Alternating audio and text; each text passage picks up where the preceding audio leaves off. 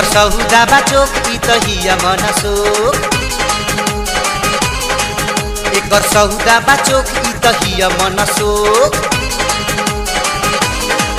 एकर सौदा बा चोख ई तहिया मनसोख एकर सौदा बा चोख ई तहिया मनसोख एकर सौदा बा चोख ई तहिया मनसोख एकर सौदा बा चोख ई तहिया मनसोख जतना मांगी रुपया लोग देबे करी हाय देबे करी हाय देबे करी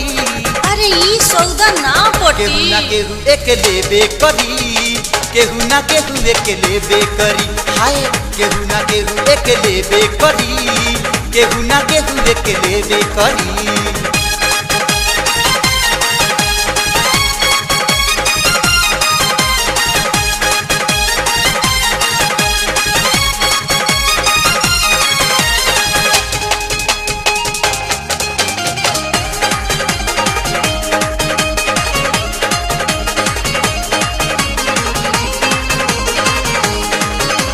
गलिया टमाटर जो बना पपीता भयो ठवा गुलाब के फूल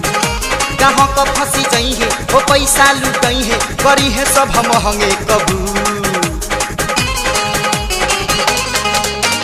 गलिया टमाटर जो बना पपीता भयो ठवा गुलाब के फूल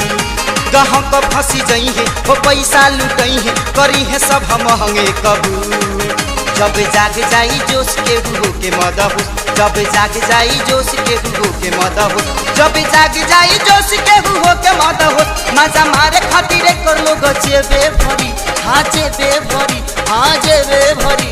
ई कौन मजाल बा हो केहू ना केहू एक लेबे करी केहू ना केहू एक लेबे करी हाय केहू ना केहू एक लेबे करी केहू ना केहू एक लेबे करी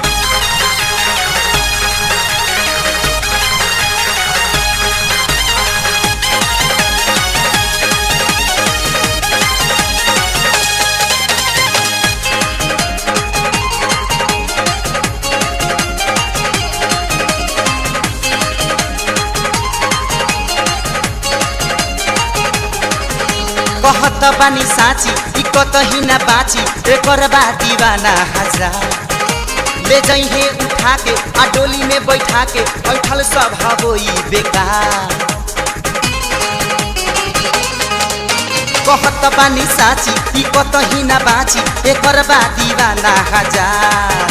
ले जइहे उठा के आ डोली में बैठा के बैठल सब होई बेकार आइटम बा ताजा मिली भरपूर माजा आइटम बा ताजा मिली भरपूर माजा आइटम बा ताजा मिली भरपूर माजा एकरा अखिया के जाम के पीबे करी हाँ पीबे करी फिरी के बका केहू ना केहू एक लेबे करी केहू ना केहू एक लेबे करी हाय केहू ना केहू एक लेबे करी केहू ना केहू एक लेबे करी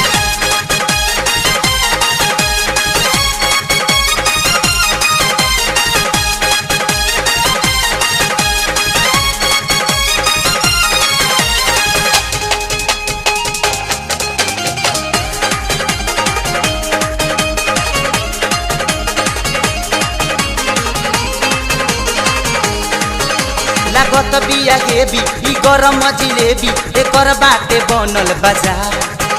महेश परदेसी आनंद लिहे बेसी तनिको जे मिली सुता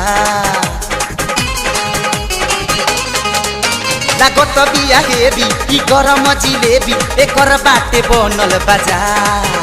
महेश परदेसी आनंद लिहे बेसी तनिको जे मिली सुतार नाही मनी हे खेसारी चाहे होई मारा मारी नाही मनी हे खेसारी चाहे होई मारा मारी नाही मनी हे खेसारी चाहे होई मारा मारी भर बहिया में के धले बेकरी